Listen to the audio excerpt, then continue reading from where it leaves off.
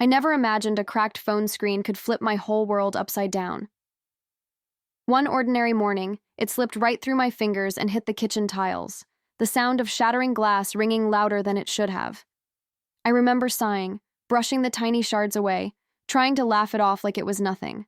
That phone had been with me through birthdays, late-night texts, even silly selfies with Robert. And now it was just dead weight. So without thinking too hard, I replaced it with the same model Robert had. Practical, right? Matching phones in one household. It even felt a little sweet. Weeks rolled by, and our mornings stayed the same. Coffee brewing, the radio buzzing softly in the background, Robert rushing out like he always did. He kissed my cheek in a hurry, keys jingling as he mumbled something about being late. I didn't pay much attention. I had my own mental list already unfolding in my head. Why would I notice him grabbing a phone off the counter? In our house, everything felt predictable, like a script we had been reciting for years. But life has a way of throwing you off script when you least expect it. It wasn't until later that morning that something felt wrong. I picked up the phone to check my messages, and the screen lit up, but the wallpaper wasn't mine. It was Robert's. A picture of that beach he loved, the one we'd gone to before life got heavy with routines and responsibilities. I blinked, thinking maybe I was just tired. Then it hit me. Robert had walked out the door with my phone. I stared at his in my hand and muttered, half amused, "Wait a second. This isn't mine. He must have switched them by mistake." At first, I couldn't help but chuckle. Robert must have been panicking without his phone, I thought. He used it for everything: clients, meetings, even his silly reminders to buy milk. I pictured him at the office, patting his pockets, realizing too late that he'd grabbed the wrong one. With a grin, I decided I'd play the hero and call him from his own phone. It felt funny, almost mischievous, like I was in on a harmless prank. I scrolled through his contacts, searching for my number, but something caught my eye. Right there, near the top, was a name I didn't expect. My love. My heart softened for a second. How sweet, I thought, he'd saved me under that name. A little blush crept across my face as I hovered over it. Without thinking too much, I tapped it, ready to tease him for being so sentimental. The phone rang, and I lifted it to my ear, smiling like a teenager. But the voice on the other end wasn't Robert's. It was light, playful, a woman's laugh. "Wow, Robert," she purred, "calling me so early? Do you want to meet today?" My smile vanished in an instant. The air sucked right out of the room. My throat tightened as I whispered, "Who is this?" The woman paused, her tone sharpening. "Who's asking? Where's Robert?" My hand trembled, and before she could say another word, I hung up. My chest was pounding, my palms clammy. Suddenly, that little phone mix-up didn't feel so harmless anymore. I sat there staring at Robert's phone like it had turned into a live grenade. My hands were shaking, my breath shallow, and 1,000 thoughts raced through my head. Maybe I misheard. Maybe it was a joke. But deep down, I knew better. That laugh, that easy familiarity. It wasn't the kind of voice you mistake for something innocent. It was intimate. It was practiced. The room suddenly felt smaller, heavier, like the walls were leaning in on me. My mind spun back to little moments, his late nights at the office, the sudden urgent meetings, the way he'd sometimes pull his phone closer when I walked by. All those tiny red flags I brushed aside now came rushing back, slapping me in the face. I pressed my lips together, forcing myself not to cry. Not yet. Not for him. Instead, I took a deep breath and tried to steady myself. I needed to think, not break. My fingers hovered over the phone again, but I didn't dare scroll further, not right then. One wrong move, and Robert would know I'd seen too much. No, I had to play this smart. So I set the phone back on the counter, my heart still racing, already knowing this was only the beginning of something much bigger than a cracked screen. I couldn't stop thinking about that voice. It echoed in my head like a broken record, replaying every syllable with that casual, flirtatious tone. Who was she? How long had she been calling my husband Robert with that kind of softness? My chest ached, but beneath the ache was a spark of something else. Anger, sharp and hot. Still, I needed proof. A single phone call wasn't enough. I had to see it with my own eyes. So I picked up his phone again, my hand steadier this time. I scrolled slowly, pretending I wasn't afraid of what I'd find. That name, my love, stared back at me, daring me to press it again. For a second, I smiled to myself, thinking maybe this was some twisted mistake, that it really was me he meant. I wanted that to be true, desperately. But curiosity has a cruel way of shoving you toward the truth, doesn't it? I tapped the number once more, this time without the playful grin. My heart hammered as the line connected, every second stretching out like an eternity. "Morning, darling," I said softly, trying to sound lighthearted, though my voice quivered. And then, just like before, came her voice, warm, expectant. "Wow, Robert, calling me so early? Do you want to meet today?" My stomach dropped, the ground ripped out from under me. My throat tightened as if someone had gripped it from the inside. I whispered, barely audible, "Who is this?" The silence that followed felt like knives. Then her tone changed, sharp and suspicious. "Who's asking? Where's Robert?" My grip on the phone faltered, sweat dampening my palm. I froze, caught between rage and terror, and before my courage could betray me further, I ended the call with a trembling thumb. I stared at the screen, my reflection faint in the dark glass. My face looked unfamiliar, eyes wide, lips pressed tight, as if I were staring at a stranger. In that moment, something inside me cracked, louder than any shattered phone screen. This wasn't a misunderstanding, wasn't a wrong number. It was a door swinging open to a truth I had been too blind or too trusting to see. My hands wouldn't stop shaking. I pressed them against the counter, grounding myself, though the world tilted anyway. Part of me wanted to hurl the phone across the room, smash it into pieces, and pretend none of this existed. But the other part, the stronger part, knew I couldn't. Not when I had just stumbled onto proof that my life wasn't what I thought it was. And I wasn't ready to let Robert know that I knew. Not yet. I slid the phone across the counter like it burned to touch it. My pulse was still racing, my ears ringing as if the whole house were buzzing with the secret I had just uncovered. I wanted to scream, to demand answers, to drive straight to Robert's office and throw the truth in his face. But something inside me whispered, "Wait. Don't give him the satisfaction of knowing how deeply he's cut you." I wrapped my arms around myself, pacing the kitchen floor, each step echoing louder than the last. How many times had he looked me in the eye while texting her? How many nights had I fallen asleep alone while he was busy being Robert to another woman? I felt both hollow and blazing all at once, like I'd been emptied out and set on fire in the same breath. And yet, even in the middle of that storm, a strange calm crept in. Maybe it was survival. Maybe it was instinct. I knew one thing for certain. I couldn't ignore this. I couldn't unhear her voice or pretend that my love was meant for me. This wasn't just about betrayal anymore. It was about what I was going to do next, and how carefully I had to play the game from here. That evening, I waited. I sat in the living room with the lamp casting a soft yellow glow, the clock ticking louder than usual, counting down the seconds until Robert came home. My hands were folded neatly in my lap, though inside I was anything but neat. My heart thumped with a mix of rage and heartbreak, twisting me into knots.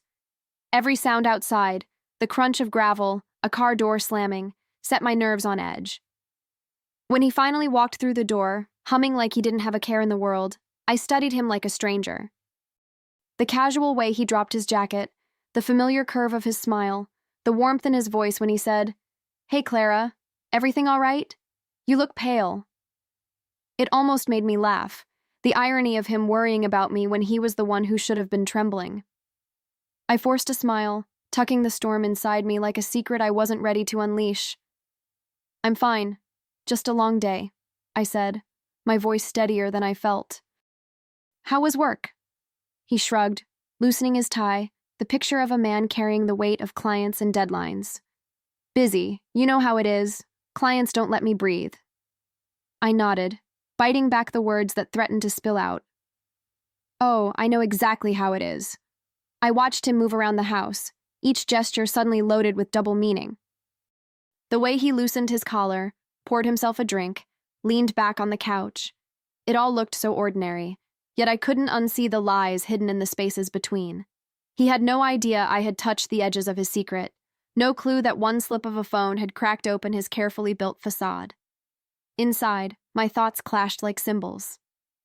Should I throw the truth at him right there, let it shatter across the room? Or should I hold it close, bide my time, and make him squirm in his own silence? Confrontation would bring answers, but it would also bring excuses, and I wasn't ready for his half-truths wrapped in charm. No, I needed clarity. I needed control. So I laughed when he made a joke, even leaned in when he brushed past me, pretending nothing had changed. But everything had. I studied his every move, memorizing the way he lied without flinching. That night, as I lay beside him in the dark, his breathing steady and calm, I stared at the ceiling. My heart was heavy, but my mind was already working. If he thought I was blind, he was about to learn just how wrong he was. Lying there, I felt like I was sharing a bed with a stranger. His hand brushed against mine in his sleep, and instead of comfort, it sent a chill through me. How many nights had he fallen asleep like this, knowing there was another woman calling him my love?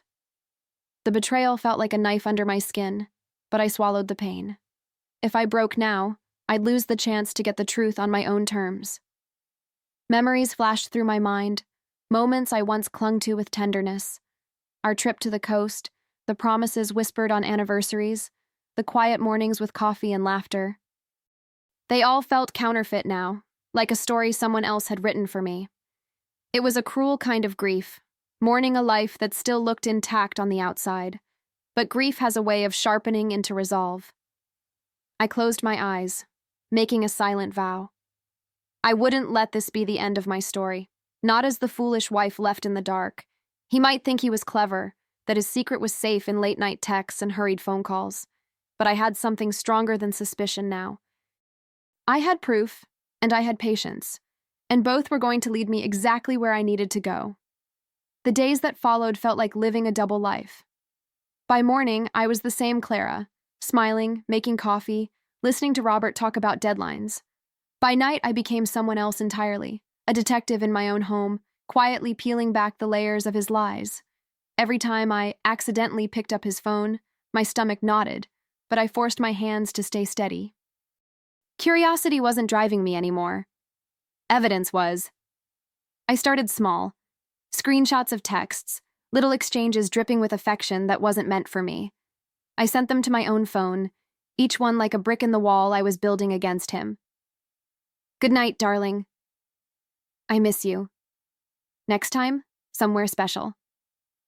They read like daggers, sweet to her, venom to me. And yet, I copied them all without flinching. One by one, they became my arsenal. Robert never suspected a thing. He'd glance at me across the table, ask how my day was, even kiss my cheek before bed. Meanwhile, I carried his truth in my pocket, close enough to burn. The more I read, the less I cried. The shock was fading, and something stronger was taking root in its place. I wasn't just uncovering betrayal, I was setting the stage. He thought he was playing me, but the real game was only beginning. One evening, while Robert showered, I sat cross-legged on the bed with his phone glowing in my hands. My thumb hovered over her thread, that name, my love, mocking me from the screen. I could almost hear her laugh again, the one that had haunted me since that first call. My pulse quickened, but instead of recoiling, I leaned in. If she thought she was texting Robert, then she was about to meet a different version of him, me. I typed slowly at first, pretending to be casual. Want to meet somewhere new this time? My heart pounded as I hit send, the whoosh of the message sounding louder than the shower running in the next room. It only took a moment for her reply to pop up. Sure, darling. How about the little Italian place downtown? My lips curled into a bitter smile. The same restaurant Robert and I had once celebrated our anniversary. How poetic. I stared at the screen, letting the weight of it sink in. They thought they were planning a secret date. What they didn't know was that I'd already decided to join them. Not as the betrayed wife begging for scraps of truth, but as the woman ready to end their charade on my own terms. I closed the phone gently, like sealing a letter, and whispered to myself, "Perfect. Exactly what I needed." The next morning, I called the Italian place myself. My voice was steady, polite, almost cheerful as I asked for a reservation, not for 2, but for 3. The hostess didn't question it, and why would she? To her, it was just another booking on a busy night, but to me, it was the stage where everything would come undone. When I hung up, I felt lighter, like I had shifted from prey to predator without him even noticing. For the next few days, I played my role to perfection. I smiled at Robert's jokes, folded his shirts, even listened to him complain about work with feigned sympathy. Every nod, every laugh, every touch was calculated. He thought he was safe inside his lie, but the truth sat hidden in plain sight, waiting for the curtain to rise. I wasn't just pretending anymore. I was performing, and the audience didn't know the ending. On the night of the date, I slipped into a dress that wasn't too flashy, but sharp enough to remind him exactly who I was. I told him I had a late spa appointment and kissed him goodbye at the door. The look of relief on his face nearly made me laugh. He believed every word, blind as ever.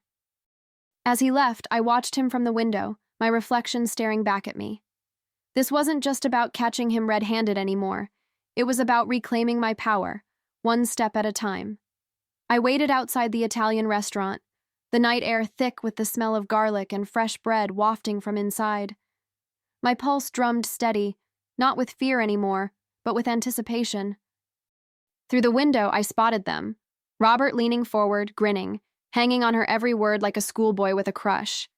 She twirled her hair, eyes shining as if she'd won a prize. Watching them felt surreal, like I was observing strangers play out a cheap romance scene. Straightening my shoulders, I pushed open the door, the soft chime announcing my arrival. My heels clicked against the polished floor as I walked past tables of diners, their chatter fading into a hush. Robert's head snapped up, his smile collapsing in an instant. "Clara?" he choked, color draining from his face.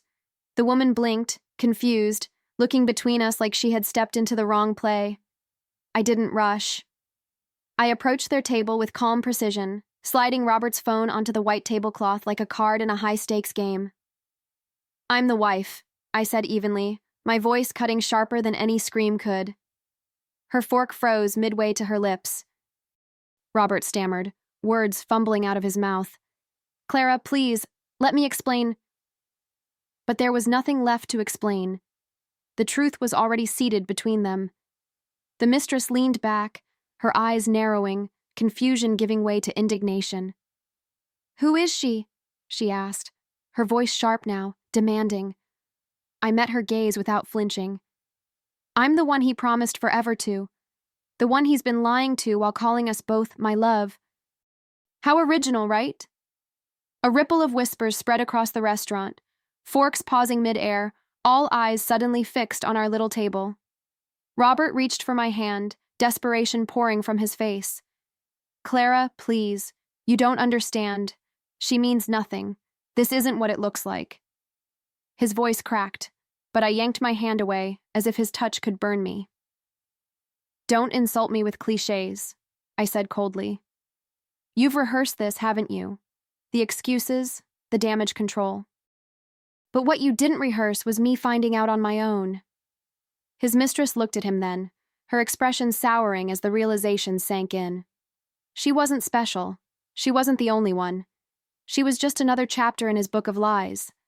The silence between them was louder than any accusation I could make.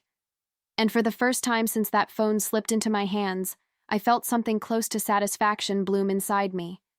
This wasn't just discovery, it was exposure. I stood taller, letting the silence stretch until Robert squirmed in his chair. Then, with a calmness that startled even me, I said, "This dinner is on you. Consider it my goodbye gift." I slid his phone closer to him, the same phone that had betrayed every secret he thought he'd hidden. The color drained further from his face as the murmurs around us grew louder, strangers judging him in real time. He tried again, words tumbling over themselves. Clara, don't do this here. We can talk at home in private, please. His voice cracked under the weight of desperation, but I only shook my head. No, Robert. You created this scene. I'm just letting everyone see the truth.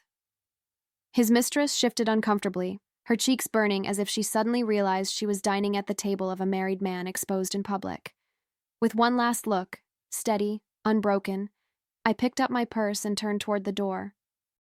The air inside was heavy with tension, but outside, the night felt wide open, fresh, almost cleansing. My heels clicked against the pavement, each step taking me farther from him, from them, from the lies. For the first time in weeks, I wasn't trembling. I was free, and I wasn't about to look back. Weeks later, my life looked nothing like it had before, and that was a blessing. I'd moved out, packed away the remnants of a marriage that wasn't what I thought it was, and started piecing together a life that belonged solely to me. Robert tried to call, of course, dozens of times, but every attempt ended the same way, blocked. His voice would never reach me again. One afternoon, I sat in a cozy cafe with friends, laughter spilling between us over steaming cups of coffee. The sunlight filtered through the window, warm on my skin, and for once my smile wasn't forced. My phone buzzed on the table, the same model that had exposed the truth, and instead of dread, I felt only gratitude. That little device had been the crack in the facade, the doorway to my freedom. A friend leaned in, curious. "Do you ever regret finding out that way?" she asked gently. I lifted my cup, savoring the sip before answering with a smile. Not at all. One wrong phone gave me the right freedom.